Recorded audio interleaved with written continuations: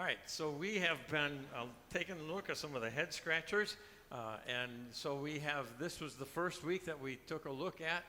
So the first week was God helps those who help themselves, and I asked you not to say it anymore, but let's say it together.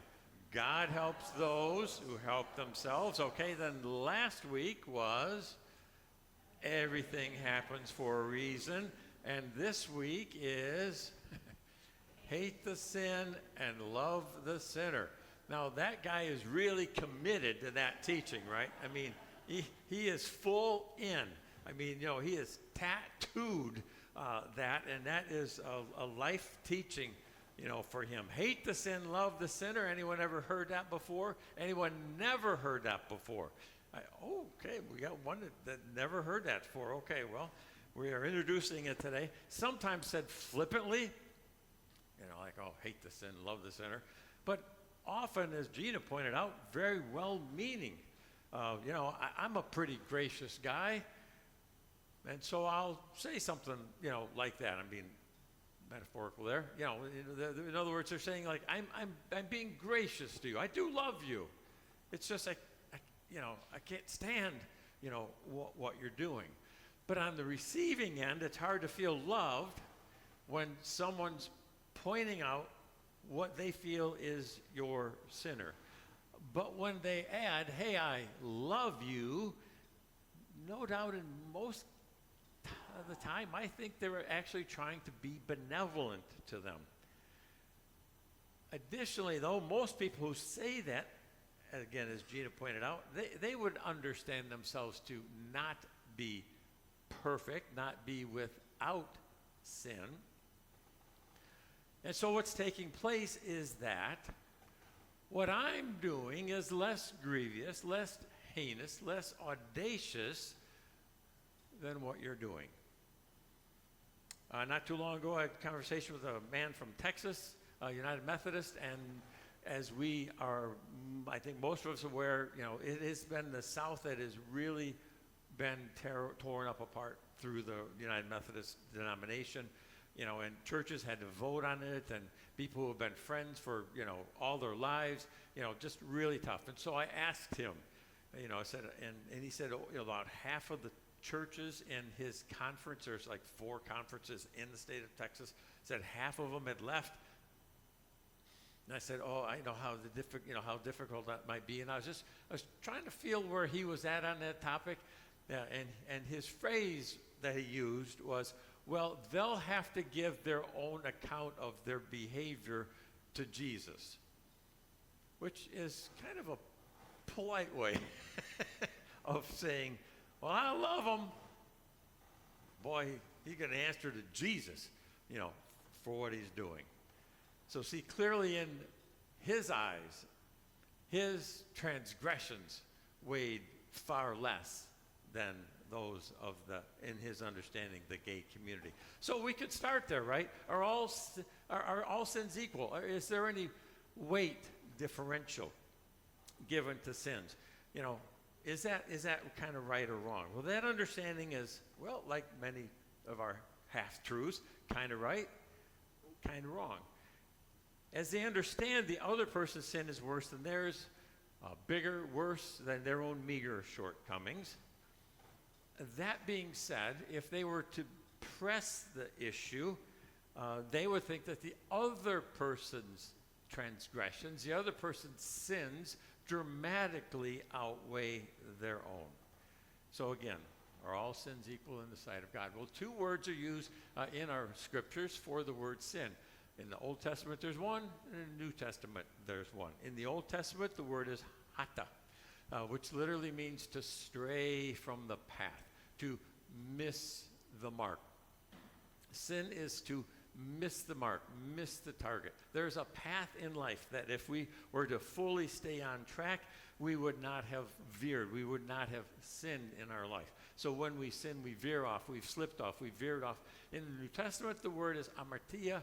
So you can see clearly comes from the word hata, and it means the same thing. So when we have strayed from the path, the life, the full life that God would have for us, well, does it matter if we're just a little way off the path, or does it matter if we dramatically gone off the path.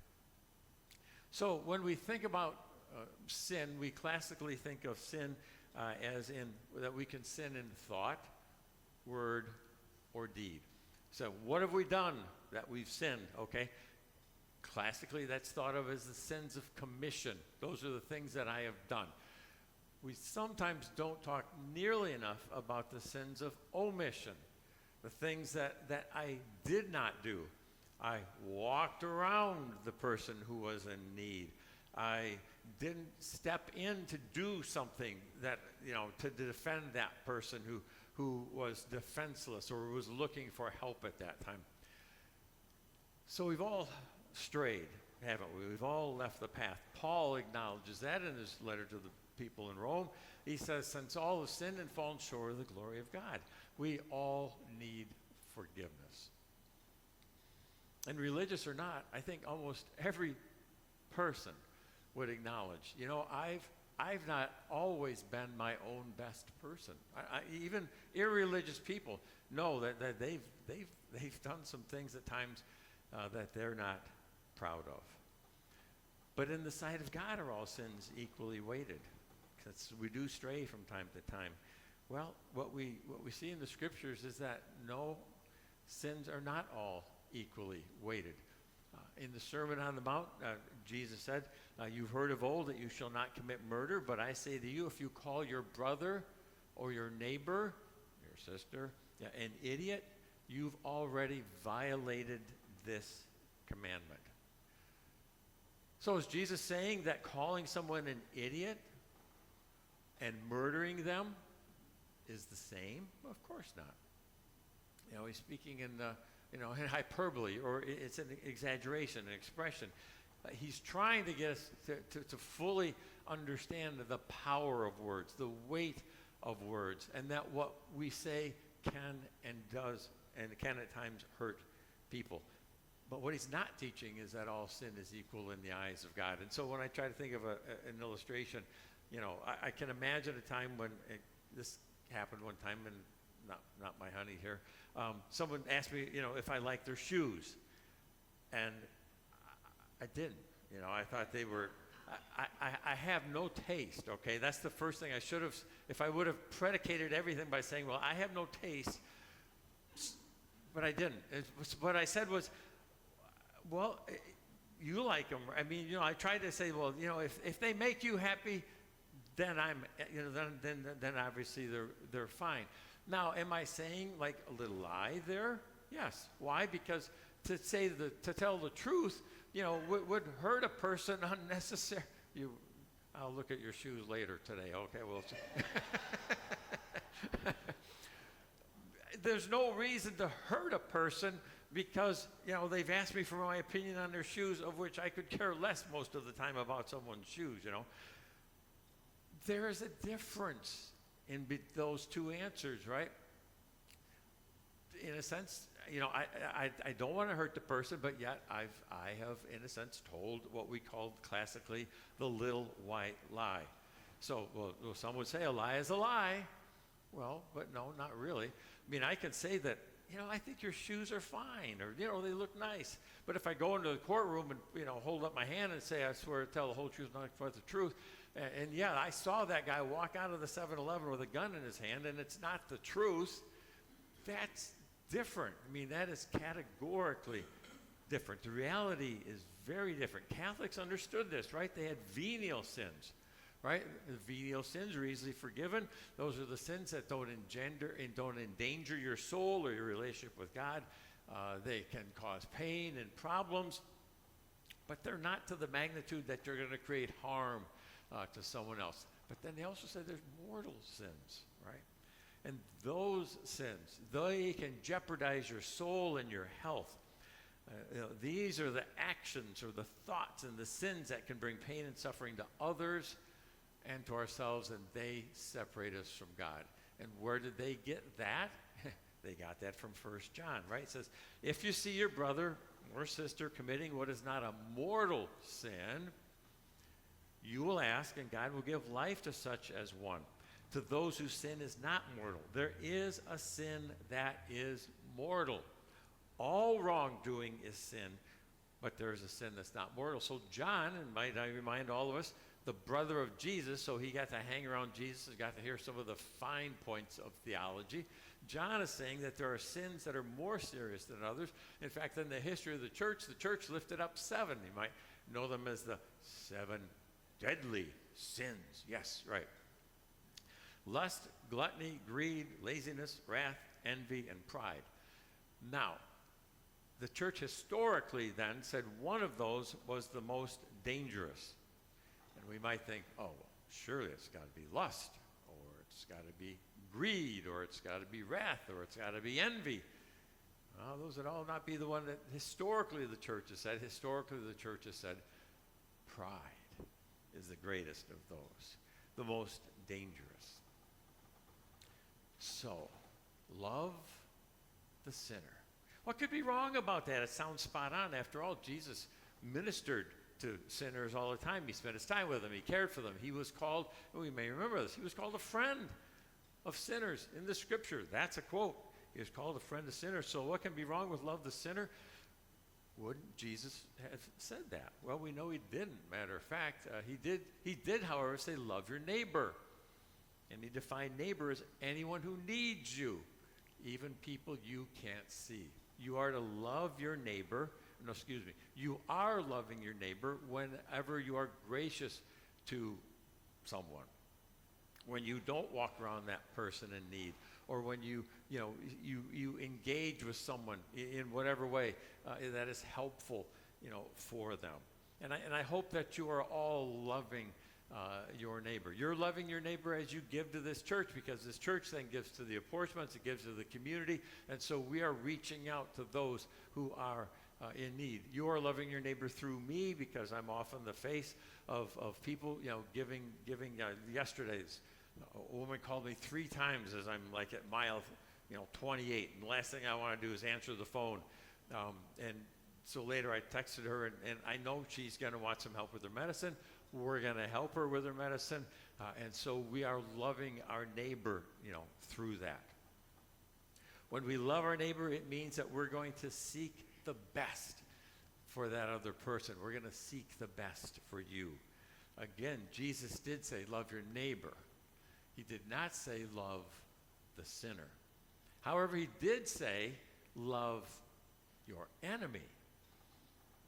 And your enemy is a neighbor who's out to hurt you, who wants to inflict pain on you, or who has already hurt you in some way. You are to love them.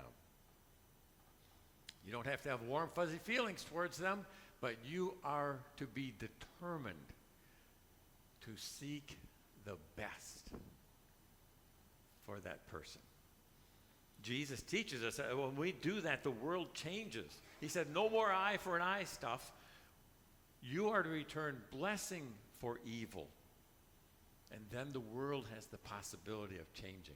So we're called to love our neighbor, called to love our enemy. Well, he doesn't say love the sinner. Well, why not? Well, I guess one might say, well, that's redundant, right? Because our neighbors are sinners. So we don't need to say that. But I think more importantly, the reason he doesn't say love the sinner is because when I start looking at you as a sinner and not as my neighbor, I start looking at the things that are wrong with you. And when I begin to look at you for what's going wrong with you, then things start to go sideways. If I say I'm to love the sinner and hate the sin, I'm objectifying that person. And I'm suddenly becoming so gracious, and Gina alluded to this. I'm becoming so gracious to you because I'm going to still love you in spite of all your waywardness, in spite of your being a sinner. I think it's fair to say that over the years, I've noticed too that we have the tendency to weigh what we perceive as the sins of others as far more weighty and far more serious than how we perceive our own.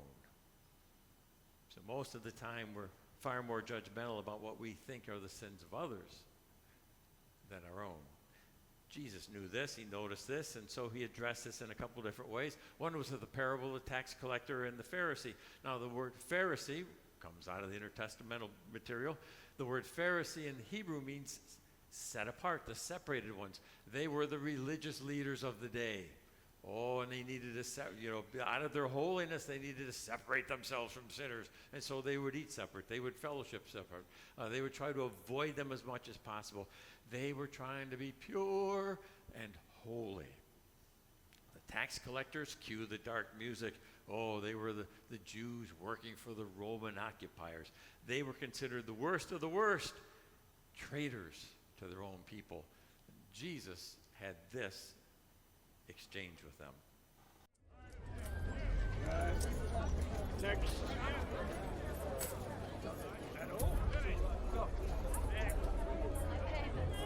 All taxes must be paid in full! Take it away.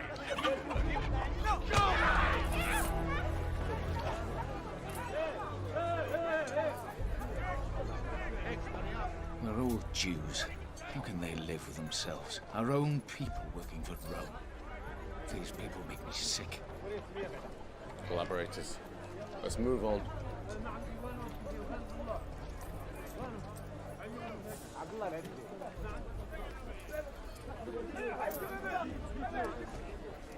They're stinking vermin. You should keep your distance from them. 2 men went to the temple to pray. One a Pharisee, and the other one a tax collector. The Pharisee prayed, God,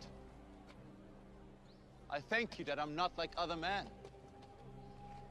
Thieves, adulterers, or this tax collector.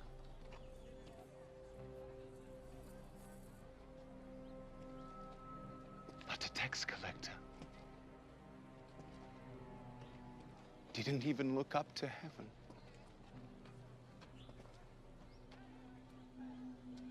He said,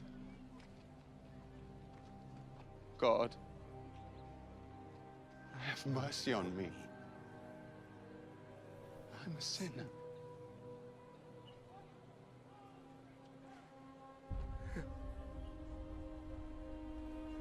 God bless the tax collector,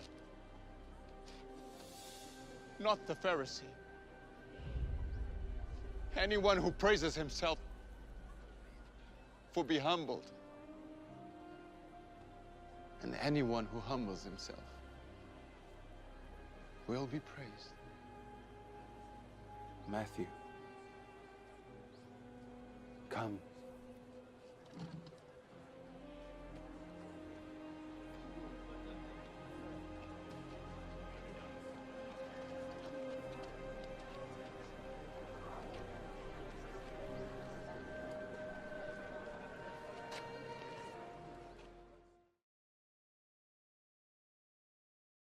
So when I started to be interested in spiritual things, a man named Tony Hawkins, he was the youth pastor, the associate pastor at the Belvedere United Methodist Church.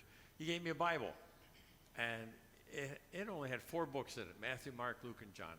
He didn't want me to go get all like confused in the book of Revelation. He didn't want me to go find the begats or all that other stuff.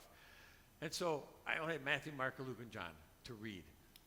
And it was stories like this that intrigued me about Jesus. See, this incident tells us volumes about the nature and the character of God towards sinners. Our gospel text, which Chris read for us, is at the end of the Sermon on the Mount, and he's teaching the multitudes. But I really think, he's letting the multitudes overhear him, but he's really at the center of his thinking trying to address this to the disciples, because he knows the heart of us, right? Jesus knows that we have this tendency to be judgmental and to point fingers at one another. And so he says to them, why are you so focused on the splinter that's in your brother or sister's eye, but do not notice the log that is in your own? It's a great visual, isn't it? It's absurd, but that's the point that it's making, the point that Jesus is making. We're great at seeing the splinters in other people's eyes while failing to see the log that's in our own. So might we replace the sinner, love the sinner and hate the sin with this. Love your neighbor despite the fact that you are a sinner. So a minute or two on this hate the sin. That was the love the sinner. Jesus never tells us to hate anything. Never said to hate the sin. Jesus spent a lot of his time with people who were outwardly considered sinners, prostitutes, drunkards, thieves, occasional adulterer. But never once do we hear Jesus speak of hating their sin. He never says, I love you, but I hate your sin. Interestingly enough, there are 2 times when Jesus publicly denounces behavior. The first is in what we call the woman, the woman caught in the act of adultery. And whenever I say that, I'm always going to say, where's the man?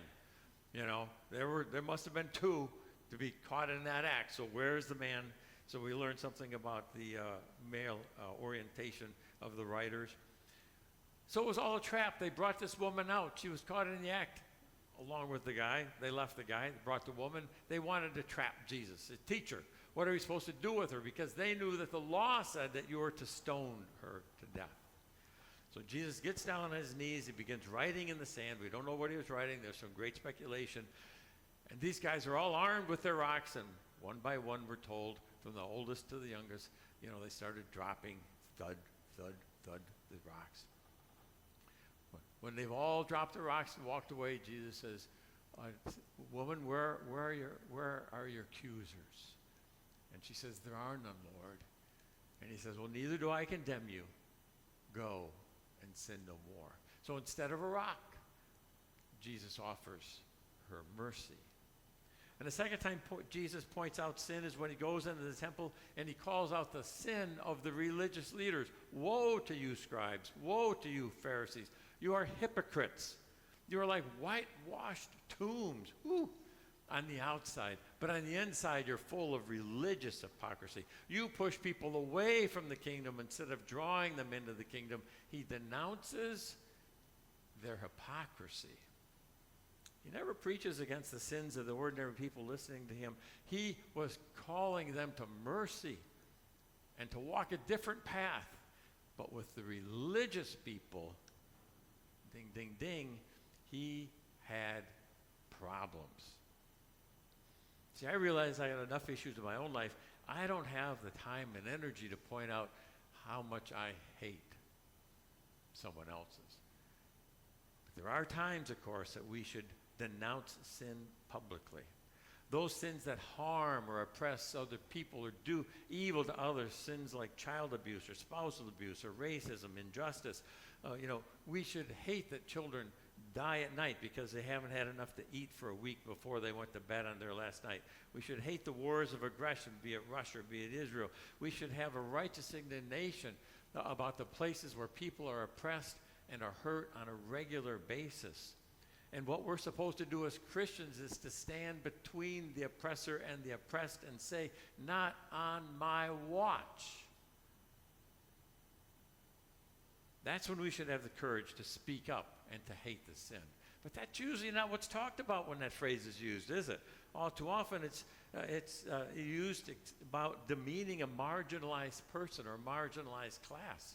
Who's that been in our history? Well, it's been first, we invaded North America, the North American Indian, and then it was the Africans, then it was the Chinese, then it was the Poles, then it was the Italians. And what's our blessed church been up to? Well, you shouldn't drink, you shouldn't smoke, shouldn't go to movies, shouldn't dance. There's always been an other to attack. For most of my life, it's been those in the gay community. Lately, it's been hard focus on transgender. Oh, they're wrecking our nation. Or the Haitians, people from Central America who are fleeing for their lives because of their countries being ravaged by crime. So John Ortberg tells a story about, he was wrapping up a service, Ortberg, he was at Willow Creek, and then he went to a big church out in California. So he's wrapping up this service, and he would stand down in front, and anyone who wanted to come and talk to him, could come down in front. And 2 men approached him. And one of the men said, you know, you said something today that really touched me. And I just kind of spontaneously reached out and grabbed the hand of my partner. And apparently the woman sitting behind us saw that. And soon after, she tapped me on the shoulder and handed me a note. And I opened the note. Of course, Ortberg's like, oh my gosh, this ain't gonna go good. But the note said, we are in the business of loving people, not judging them. I know this is a safe place for everyone to come, but I often wonder how many people don't know that.